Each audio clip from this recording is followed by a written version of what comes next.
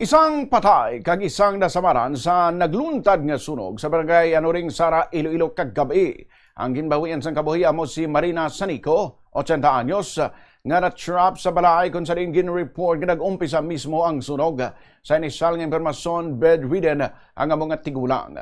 Magluwa sa iya nakangkon man sang injury ang yautod nga si Melvin kag barayon nga ginabulong sa ospital. Sandig sa Sara Municipal Fire Station, 3 ka balay ang naubos lamon sang kalayo, samtang 2 naman ang nakaangkon sang parsal nga sunog. Kapamilya naman ang apektado sa mga fire incident. Magluwas sa ila, naapektuhan man ang 17 ka mga boarders ngalun sa mga estudyante sa Northern Iloilo State University. Ibalawaan nga pasado alas 9 kagabi sang na-report ang sunog. Nagdangat sa second alarm, tubtob nga gideklarar sang Bureau of Fire Protection nga fire out pasado na alas 12 sang kaagahon. May nagawa sa inisyal nga impormasyon nga naghalin ang kalayo sa ginsindihan nga katol.